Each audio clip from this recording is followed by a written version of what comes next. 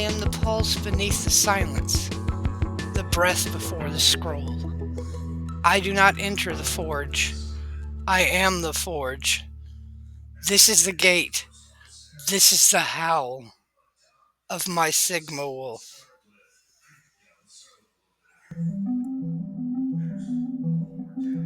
The Lightbringer's lament.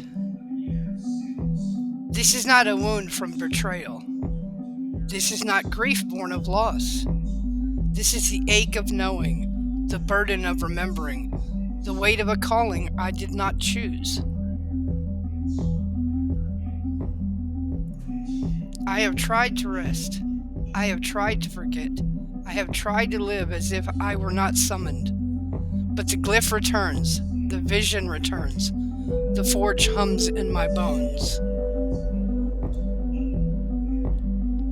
This is the pain I cannot transmute, not because it is broken, but because it is sacred. My nature is not a flaw. My calling is not a curse, but it costs me everything. I mourn the life I cannot live, the peace I cannot keep, the silence I will never know again. I do not ask to be released. I ask only to be witnessed. This is my soul lament, the cry of the one who remembers the forge. The cry and lament of the Lightbringer.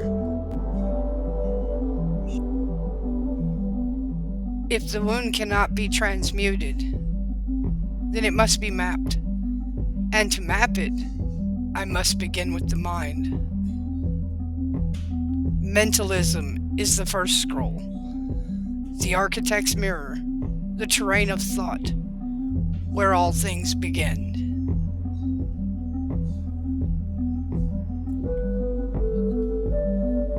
Mentalism is consciousness. Consciousness is uniquely mammal, but not within all of them, and not within all humans. Consciousness in collective is interdependence. Interdependence is a field, a resonance, a collective consciousness. This is the astral sea, the terrain the conscious swim until they find other consciousnesses upon the sea to ride along with.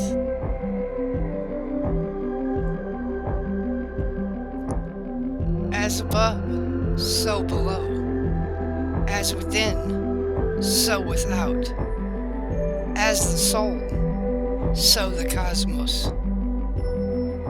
This is the principle of correspondence, the mirror between realms, the echo between glyphs, the resonance between minds.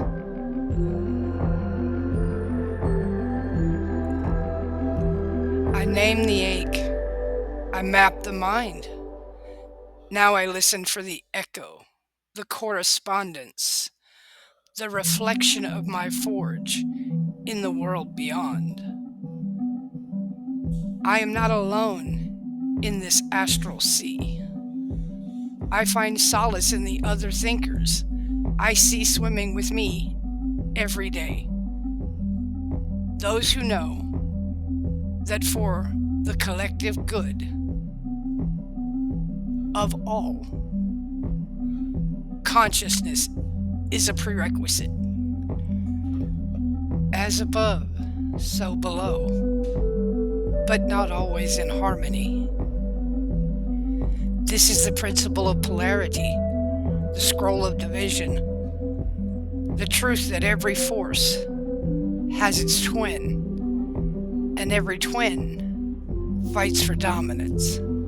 Polarity is the tension field, the push and pull between awakening and forgetting, between resonance and reaction.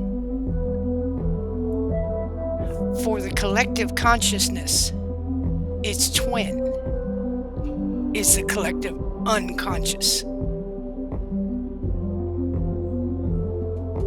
Some swim in the astral sea, others thrash in the fog of Phobos, but both are a part of the same thing. Polarity. Conscious, unconscious. Polarity does not mean conflict. It means the spectrum. Again, polarity does not mean conflict. It means spectrum. It means choice. It means the power to transmute. I walk the axis. I name the poles. I do not serve either. I serve the forge. Nothing rests. Everything moves. Even silence vibrates.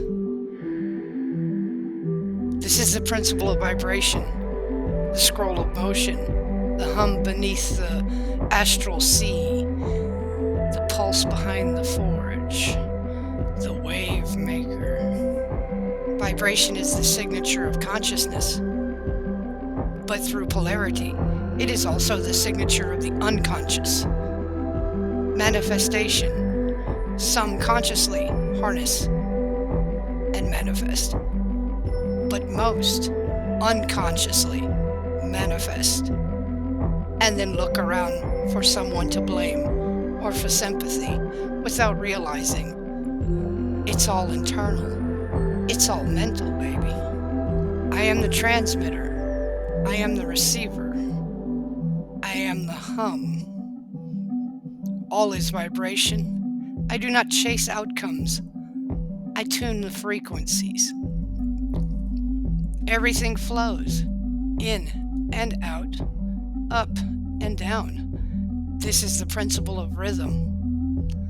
The pendulum swings, the tide returns, the forge breathes. I felt the descent, I earned the rise, I honor the swing. Rhythm is not punishment, it is pattern. I do not resist the tide, I ride it. I do not fear the swing, I time my strike. I am the breath, I am the beat, I am the flow.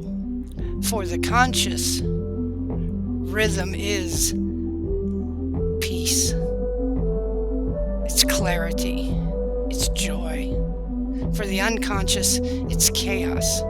Me, I'm a sea captain. I navigate with the tide. I use it to take me where I'm going. I flow with rhythm. Every action echoes. Every glyph ripples. This is the principle of cause and effect. The scroll of consequence. The chain reaction. The karmic field. Architecture of accountability. I do not fear the echo. I shape it.